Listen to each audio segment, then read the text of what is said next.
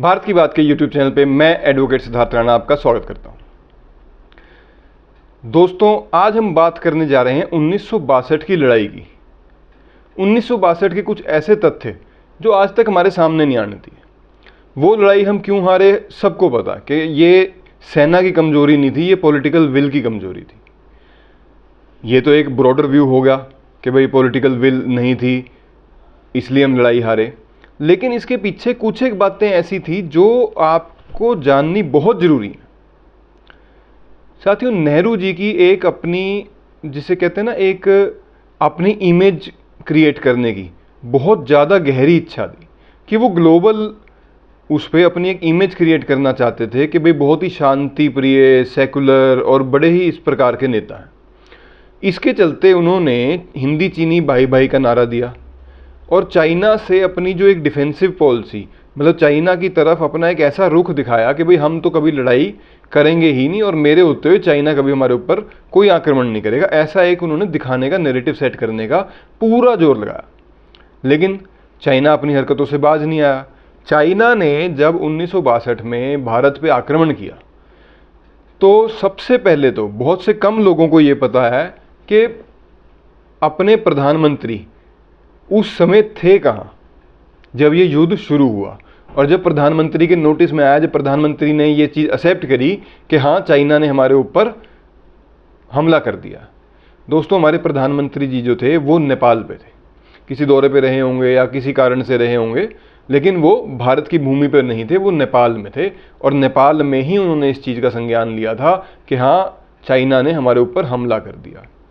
चलो, स्वाभाविक है, जब भाई देश का प्रधानमंत्री बाहर है तो रक्षा मंत्री जो है वो देश में होगा, या रक्षा मंत्री की जिम्मेवारी ज़्यादा बढ़ जाती है जब प्रधानमंत्री बाहर होता है। लेकिन नहीं, उस टाइम के रक्षा मंत्री कृष्ण मेनन वो भी लंदन में थे।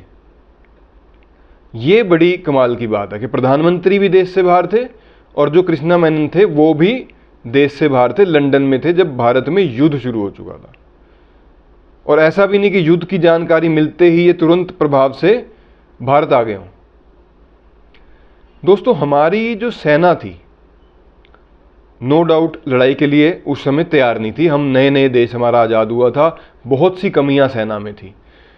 सेना के पास इक्विपमेंट पूरा प्रॉपर नहीं था, सेना के पास जूते नहीं थे, सेना के पास रहने के लिए टेंट नहीं था, सेना के पास प्रॉपर राशन नहीं था। ये सारी चीज़ें जो सरकार ने सेना को मुहैया करानी होती है, लेकिन सरकार इस दृश्य पे बिल्कुल विफल रही। सरकार ने सोचा ही नहीं भाई सैनिकों को किस चीज़ की ज़रूरत होती है, उन चीज़ों को नज़रअंदाज करती चली गई। लेकिन एक जो बहुत भारी गलती हमारे जो रक्षा मंत्री उस टाइम पे थे उनके द्वारा की गई वो थी कि एयरफोर्स और नेवी को इस लड़ाई में उतरने की इजाज़त ही नहीं दी। सिर्फ कारण क्या था कि भाई पूरे वर्ल्ड में ये हो जाएगा, भाई तो बड़ी लड़ाई होगी।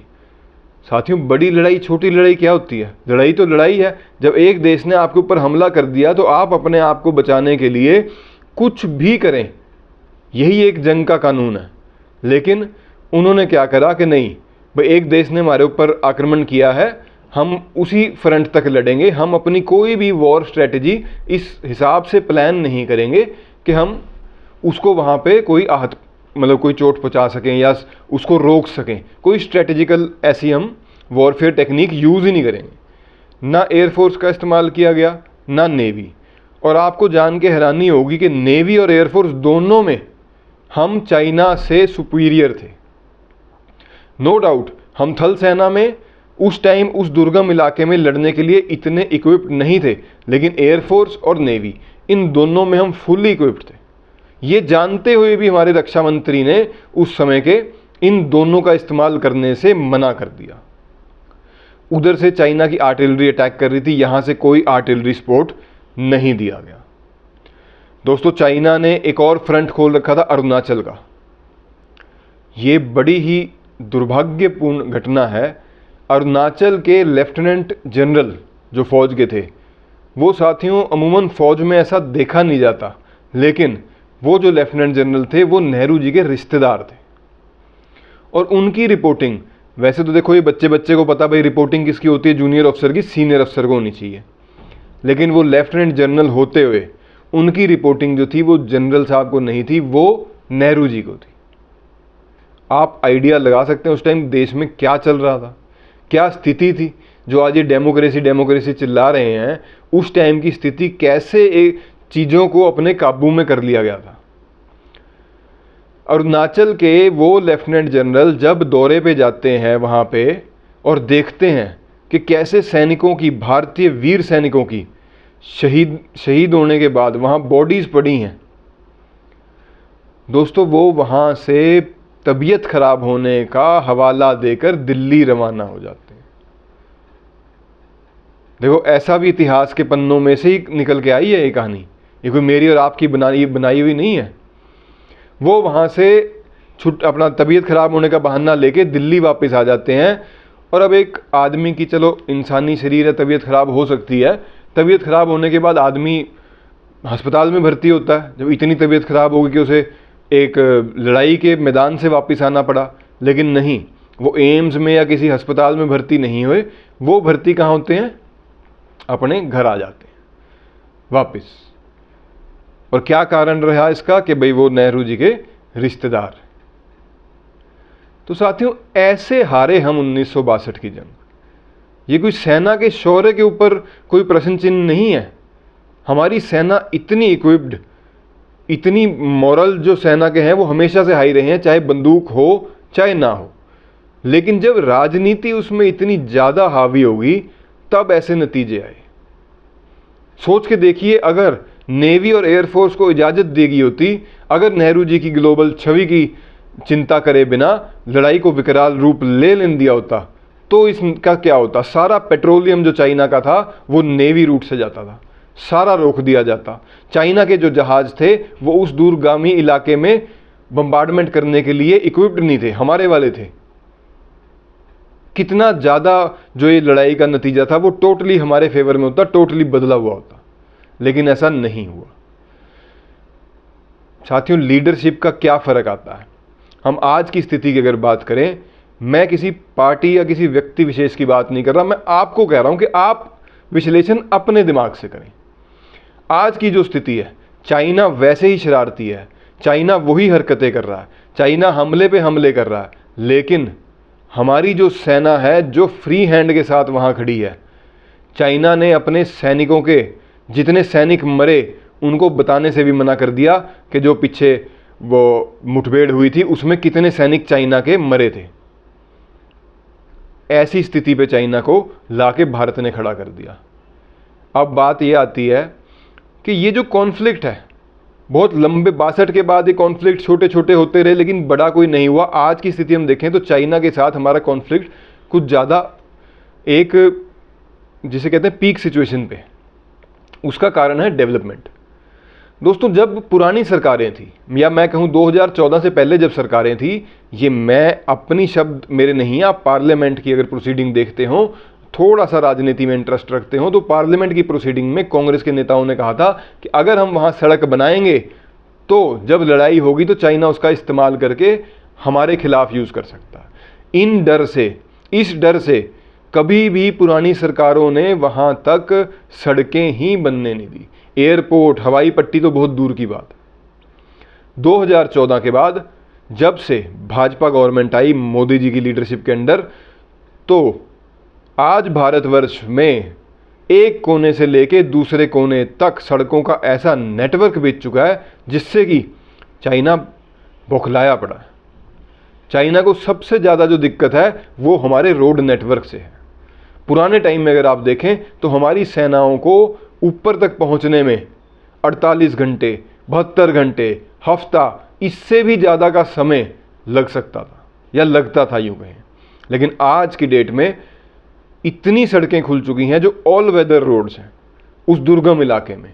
आप किसी भी टाइम सेना की जो मूवमेंट है, सेना एक दिन क्या आधे दिन में भी कितनी बड़ी बटालियन वहाँ मूव करने की क्षमता रखती है, और जितनी तैनाती वहाँ पे हो रखी है।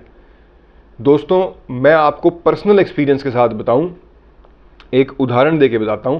आज से पहले मैं इस जो ये लद्दाख वाली जो बेल्ट है इस बेल्ट में अब तक अपने जीवन काल में 3 बार जा चुका।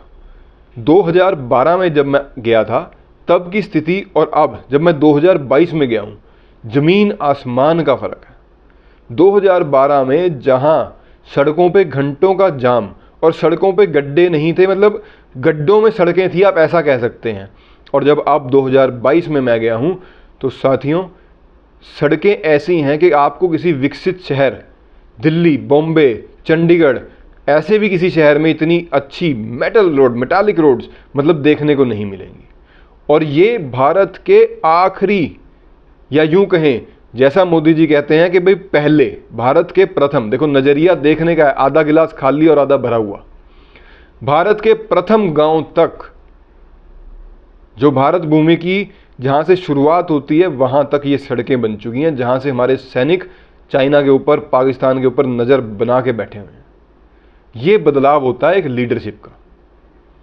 आपको भी मेरा आग्रह है, जीवन में जब कभी भी मौका मिले किसी राजनेता की बात ना सुने, ना भाजपा वालों की सुने, ना कांग्रेस वालों की सुने, ना किसी और पार्टी की सुने।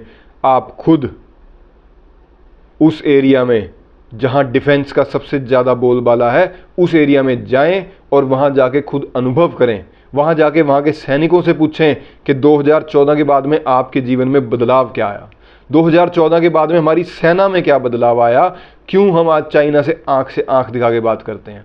जो ये पुराने लोग कहते हैं ना कि भाई चाइना हमारे से बहुत मजबूत है, चाइना ऐसा है, चाइना वैसा है, दोस्तों आज की डेट में अगर चाइना हमारे से बहुत ज़्यादा मजबूत होता तो अब तक वो तिब्बत पे जैसे उसने आक्रमण किया हमारे ऊपर करके हमें कब्जा चुका होता।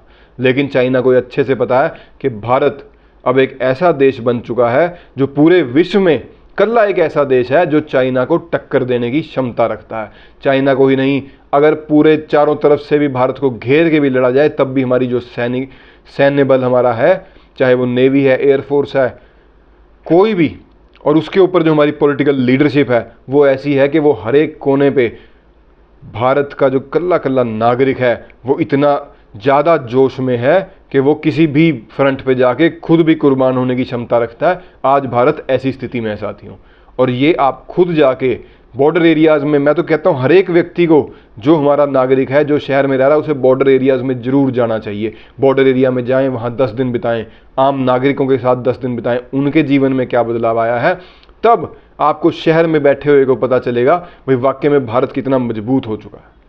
सिर्फ टीवी के माध्यम से या सोशल मीडिया के माध्यम से इस पर यकीन ना करें। मेरा आपसे हाथ जोड़ के ये विनती है, ये आग्रह है कि घर से निकलिए, जाइए, ट्रैवल कीजिए और तब देखिए कि भारत कितना मजबूत है। तो दोस्तों ये थी सारी कहानी हमारे 1962 की, जो पॉलिटिकल फेलियर करके हम ये एक अकेली जंग जो पॉलिटिकल फेलियर करके हम हारे, और उसके बाद कभी ऐसा मौका ना आया है ना आएगा, ये मुझे पूरा विश्वास है। आज के अंक में इतना ही। वीडियो आपको कैसा लगा कमेंट बॉक्स में ज़रूर बताइएगा। जो मेरे साथी नए हैं चैनल को सब्सक्राइब करें, शेयर करें, लाइक करें। आपका बहुत बहुत धन्यवाद। भारत माता की जय। वंदे मातरम।